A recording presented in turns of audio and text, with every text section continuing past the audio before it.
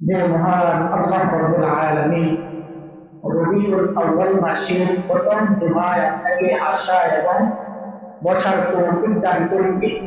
এই জন্য সকলে কালিমাতুল শুকর আদায় করি, সকলে বলি আলহামদুলিল্লাহ। বিশ্বনবী মুহাম্মদ রাসূলুল্লাহ সাল্লাল্লাহু আলাইহি ওয়াসাল্লামের উপর সকলে বলি সাল্লাল্লাহু আলাইহি ওয়াসাল্লাম। আজকে আপনাদের সামনে সূরাতুল ফালাকের সর্বশেষ আয়াতের এক অংশ তেলাওয়াত করেছি। রাসূল আরবি সাল্লাল্লাহু আলাইহি ওয়াসাল্লামের হাদিস থেকে একখানা হাদিস আপনাদের সামনে তেলাওয়াত করেছি। যদি রব্বুল আলামিন তৌফিক দান করে আপনাদের সাথে কিছু মুযাকারা করব, যে মুযাকারা আপনি এবং আমি আমল করতে পারি, আল্লাহ তাআলা যেন তৌফিক দান করে, সকলে বলেন আমিন।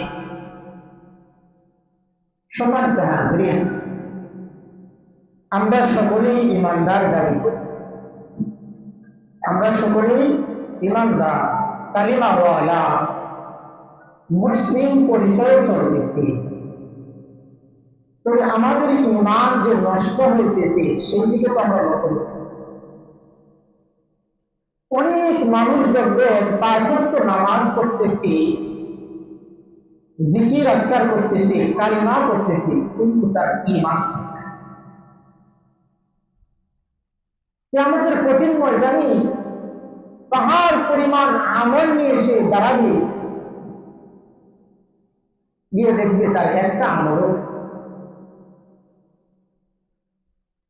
এই জন্য ইমান এবং আমল কিন্তু মানুষ দেহের জন্য প্রয়োজন। আপনার ১০০ বিঘা জমি আছে, আপনার বাজার আমলে ১০০ বিঘা জমি আছে, কিন্তু আপনার কাছে দলিল নাই। আপনার কাছে কি দলিল নাই?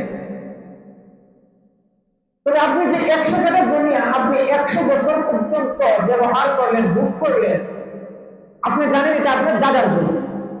১০০ বছর পরে এসে আরেকজন বলতেছে ওই ১০০ টাকার জমি দিচ্ছে আমার, প্রমাণ দলিল, একটা কাগজ সামনে ধরে দিচ্ছি, কত টাকা, হয়তো ১৫০ বা ২০০, ৩৫০। আপনি মুহূর্তে কি ১০০ বিঘার জমি মায়া ছেড়ে দিতে হবে? কারণ কি আমার কাছে দলিল। বহু মানুষ কি আমাদের কঠিন ময়দানে দাঁড়াবে, বলবে আমি কালিমাওয়ালা, আমি নামাজওয়ালা, আমি রোজা রাখতেওয়ালা, আমি কোরআন পড়তেওয়ালা, কিচ্ছু আসবে না। কারণ কি তুমি কোরআন পড়ছো, তুমি রোজা রাখছো, তুমিও নামাজ পড়ছো, তবে তোমার নামাজ দিয়ে তোমার ঈমান ঠিক হয় না। তুমি রোজা রাখছো, সেই রোজা দিয়ে তোমার আমল ঠিক হয় না। তুমি কোরআন তেলাওয়াত করছো, কিন্তু এই কোরআন তেলাওয়াত দিয়ে তোমার জবান ঠিক হয় না। বলেন তো কোন ফায়দা আসবে? আমাদের এই দেশ মন্ত্রণালয়ে একটা মন্ত্রণালয় আছে, স্বরাষ্ট্র মন্ত্রণালয় আছে না? এক একটা ডিপার্টমেন্টের এক একটা মন্ত্রণালয় আছে, ত্রাণ মন্ত্রণালয় আছে, পররাষ্ট্র মন্ত্রণালয় আছে, পানি মন্ত্রণালয় আছে, বন মন্ত্রণালয় আছে, বিভিন্ন মন্ত্রণালয় বিভিন্ন কাজ। আল্লাহ আপনাকে আমাকে ১২টা মাস দান করছে, ১২টা মাসে ১২টা কাজ। আপনি দাবি করছেন ইমানদার, মাথার তালু থেকে পা তালু পর্যন্ত আপনার সুন্নতের কোন গ্যারান্টি নাই, সুন্নতের কোন লেবাস নাই, কিন্তু আপনি ইমানদার, ধরে নিলাম আপনি ইমানদার।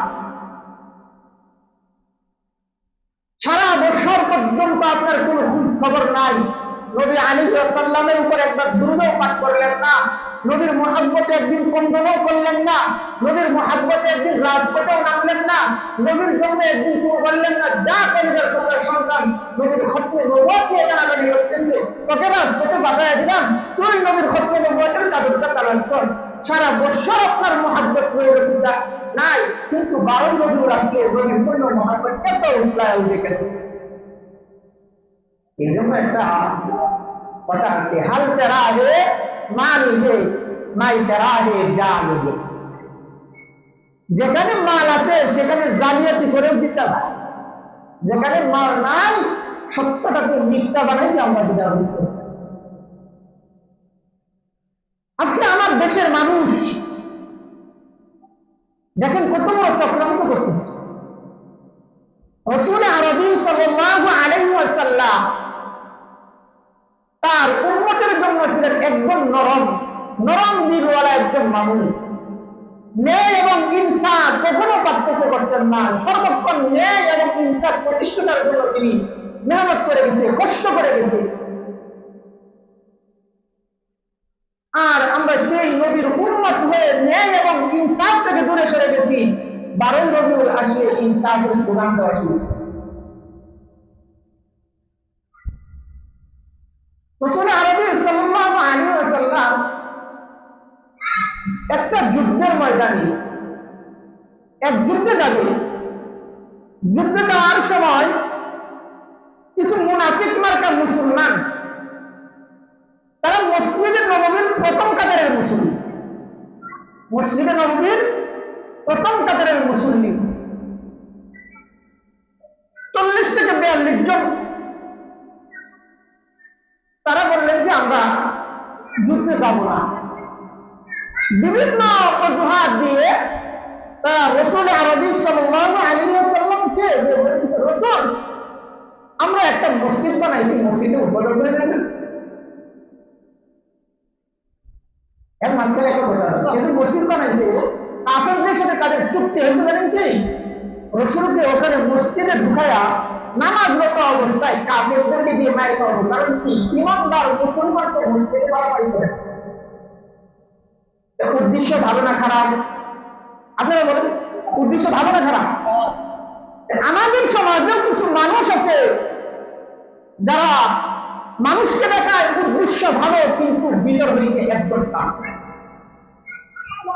রাসূল আরবি সাল্লাল্লাহু আলাইহি ওয়াসাল্লাম তখন বলছেন, এখন যুদ্ধে যাওয়ার সময়, মসজিদ উদ্বোধনের সময় না, যুদ্ধ করে যখন আসবো তখন তোমাদের মসজিদ উদ্বোধন করে আসবে। রাসূল আরবি সাল্লাল্লাহু আলাইহি ওয়াসাল্লাম যুদ্ধে চলে গেলেন। যুদ্ধ থেকে ফেরার পথে আল্লাহ রাব্বুল আলামিন জিবরাইল আলাইহিস সালামকে পাঠালেন।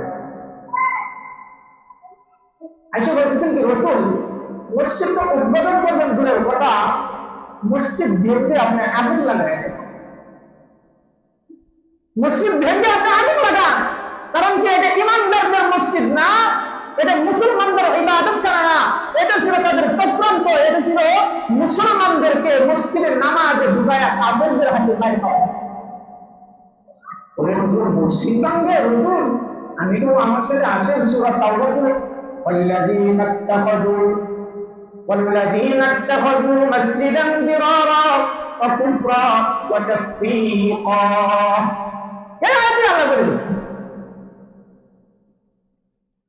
দুইটা মসজিদ এখানে আছে, দিরার এবং কুবা। ভেঙে দেবে থেকে নতুন মসজিদটা ভেঙে আগুন লাগায়।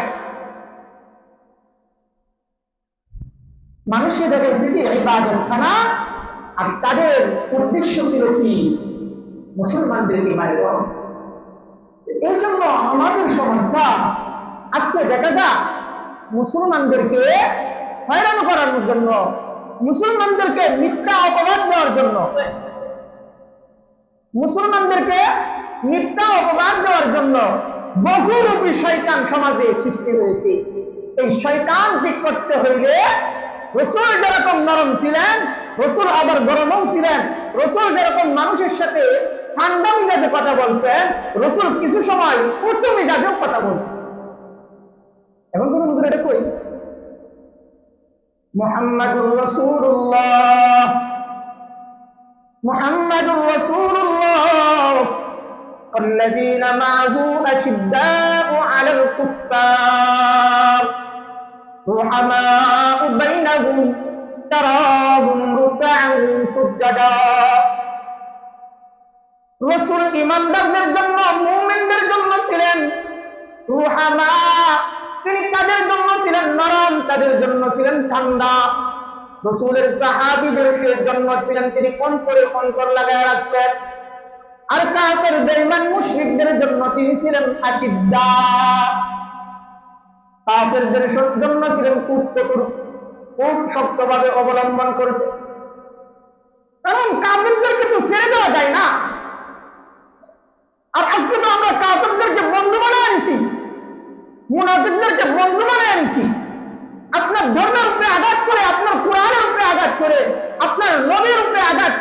আপনি জবান করে কথা বলতে পারেন না, তাহলে আপনি কেমন মুসলমান হইলেন?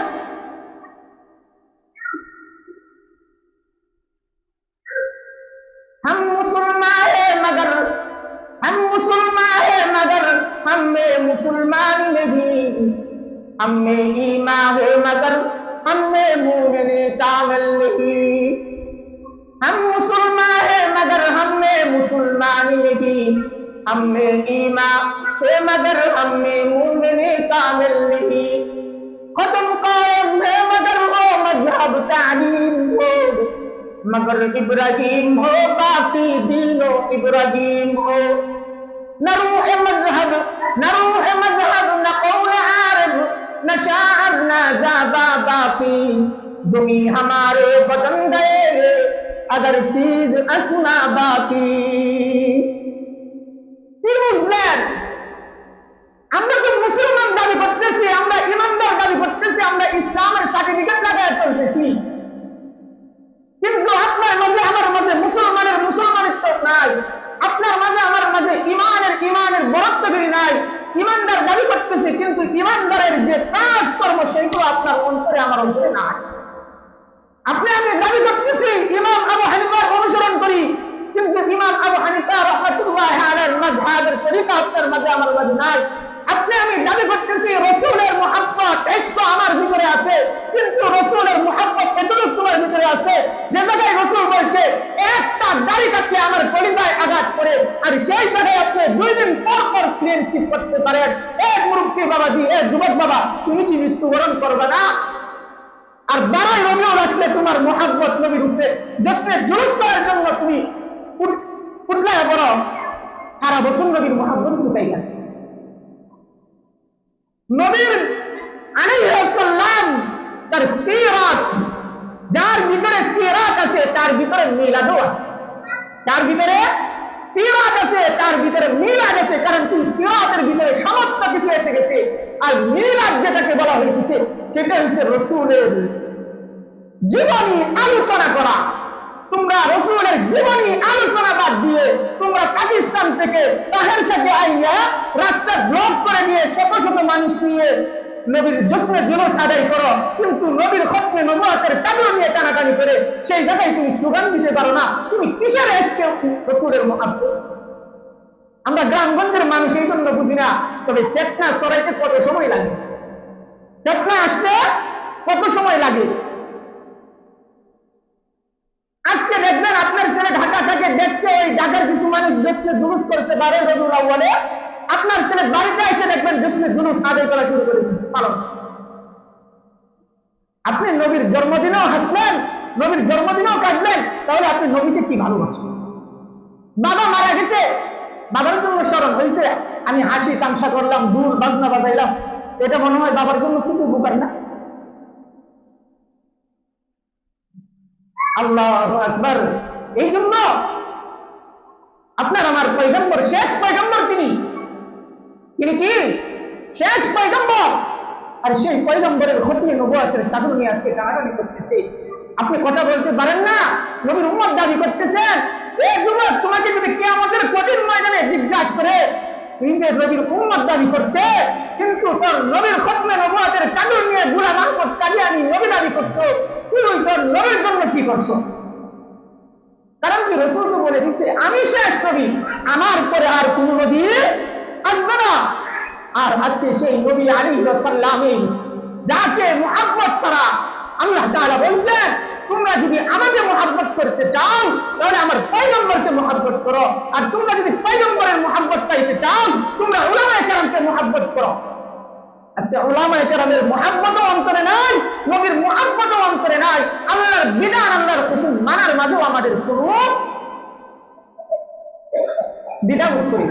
আল্লাহর হুকুম মানতে হবে যে সেই ভয়টা অন্তরে নাই, নবী আলাইহিস সালামের তরিকায় চলতে হবে সেই ভয়টা অন্তরে নাই। কারণ কি শিখবো কিভাবে? শিখার জিনিসই তো ভুলে গেছে। শিখবো কোথায় থেকে তরিকাটা, শিখবো কোথায় থেকে আল্লাহর বিধানটা, সেটাই তো ভুলে গেছে। এই জন্য আপনাদেরকে একটা ছোট্ট ঘটনা শোনায় দিই। শিরিক আমলের মাঝে আপনি 40 বছর পর্যন্ত নামাজ আদায় করলেন, 40 বছর পর্যন্ত এক ওয়াক্ত নামাজও কাজা করলেন না, কিন্তু হঠাৎ করে একদিন কোন কবরে আপনি সেজদা দিলেন। এই কপালটা কার সামনে নত করবে? এই কপালটা কার সামনে নত সেজদা করার জন্য বলছি? সেজদা পাওয়ার একমাত্র উপযোগী আপনার আমার রব আল্লাহ। কিন্তু 30-40 বছর পর্যন্ত 5 ওয়াক্ত নামাজ জামাতে আদায় করছেন, একটা বিপদে পড়ছেন, এই জন্য মাথাটা নোয়া দিচ্ছেন। 40 বছরের ইবাদত একটা সেজদার কারণে, এবং ইবাদত শেষ হয় নাই, শুধু আপনার ইমানও চলে গেছে। ইমানদারের খাতা থেকে আপনার নামও কেটে গেছে, মুশরিকের খাতায় আপনার নামটা উঠে গেছে। এক বাদশাহ সে নিয়ম করছে, এই রাস্তা দিয়ে যদি কেউ হেঁটে যায়, এই মূর্তির নামে কোনো কিছু দান করে যাইতে হবে। রাস্তার মাঝখানে কি একটা মূর্তি বানায় রাখছে, এই মূর্তির নামে কিছু দান করতে হবে। দুইজন ইমানদার রাস্তা দিয়ে হাইতে হাইতে যায়, একজনকে আটকে বলে কি মূর্তির নামে কিছু দান করো। বলে দান না করলে কি হবে? বলে নিরাপদে যাইতে পারবা না। নিজের জানের বয়সে মূর্তির নামে কিছু দান করে নিরাপদে চলে গেছে। সে হয়েছে পানিবাদ মার্কা ইমানদার। আরেকজন ইমানদার যখন মূর্তির সামনে গেছে আটকে দিতে, বলে মূর্তির নামে কিছু দান করো। বলে পারবো না, দান করতে পারবো না। মূর্তি তো আর খায় না, মূর্তি তো আর করে না, মূর্তি তো আমার কাছে চাইতে পারে না, তাহলে মূর্তিকে কেন আমি দান করবো? বলে যদি দান না করো তুমি নিরাপদে যাইতে পারবা না, কল্লা কেটে যাওয়া হবে। বলে আমি দান করবো না। এক পর্যায়ে বলতেছে তুমি যদি দান না করো তাহলে মূর্তির নামে তুমি একটা মাছকে মেরে, মূর্তির নাচে মাছে বসা আছে, এই মাছটা তুমি মেরে ফেলো মূর্তির নামে।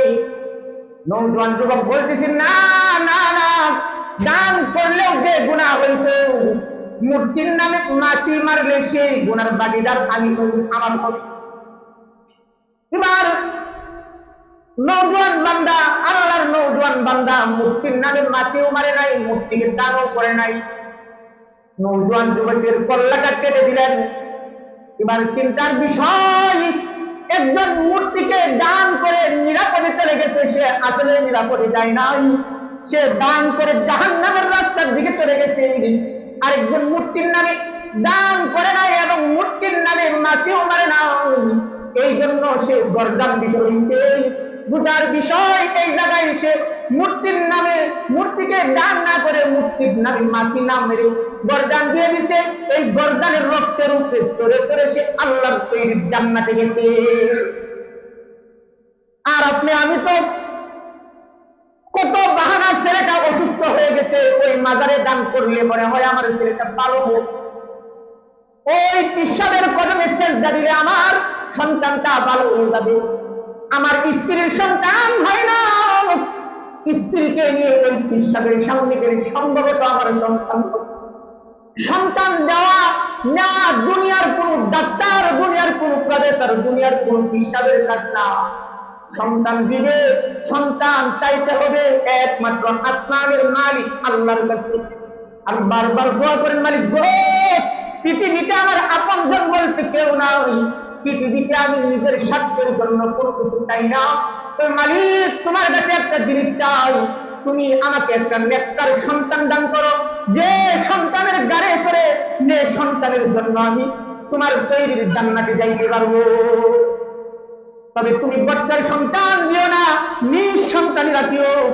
শিরিক করে এমন সন্তান দিও না, জিনা করে এমন সন্তান দিও না, যে সন্তান দিয়ে দিন ইসলামের কাজ আসবে, যে সন্তান দিয়ে রাসূলে আরবীর খতমে নবুয়তের চাদর হেফাজত হবে, এমন একটা সন্তান দান করবা যে সন্তান ইসলামের জন্য নিজের জানকে কুরবানি করতে একদিন পরিমাণ দ্বিধাবোধ করে না, যে সন্তান সময় হইলে ইসলামের জন্য যা আসবে সর্বপ্রথম সে রাস্তায় নেমে যা, আলেমের বিরোধিতা করতেছে, আলেমের ইজ্জত হেফাজত করার জন্য সে রাস্তায় নেমে যা, কোরআনকে অপমান করতেছে, কোরআনের জন্য সে রাজপথে নেমে যা। আল্লাহ তুমি এমন একটা সন্তান দিবা যে সন্তান আমি যখন লাশ হয়ে যাব, আমার লাশ সামনে নিয়ে সে বলবে আল্লাহুম্মা গফিরলি হাইয়িনা ওয়া মাইয়িতিনা ওয়া শাহিদিনা ওয়া গায়িবিনা ওয়া সাগীরিনা ওয়া কাবীরিনা। আমার জানাজা সম্পূর্ণ করিয়া আমার লাশটা কবরের পাশে নিয়া বিসমিল্লাহি ওয়া আলা মিল্লাতি রাসূলিল্লাহ বলিয়া কবরে রাখবে। দুই পাশে হাত দিয়ে কবর থেকে উঠে এক মুষ্টি মাটি হাতে নিয়ে মিন্না খলাকনাকুম ওয়া ফিহা নুঈদুকুম ওয়া মিনহা নুখরিজুকুম তারাতান উখরা। এই বলে আমাকে মাটি দিয়ে সবাই যখন কবরের পাশ থেকে চলে যাবে, আমি তো গুনাহগার, আমার সন্তান যখন রাস্তা দিয়ে হেঁটে হেঁটে যাবে, আমার সন্তান আমার কবরের পাশে দাঁড়ায়া একবার সূরা ফাতিহা, তিনবার সূরা ইখলাস, কিছু সময় দুরূদ শরীফ পড়িয়া আমার জন্য ইতারের সব পাঠাইবে। আল্লাহ তুমি এমন একটা নেককার সন্তান দান করো। তাহলে আমাদের এখানেই বোঝা উচিত, আল্লাহর কাছে মুমিন সন্তান চাইতে হবে, ঈমানদার হওয়ার জন্য দোয়া করতে হবে। আল্লাহ তাআলা আমাদের সকলকে তৌফিক দান করুন। সকলেই বলি আমিন।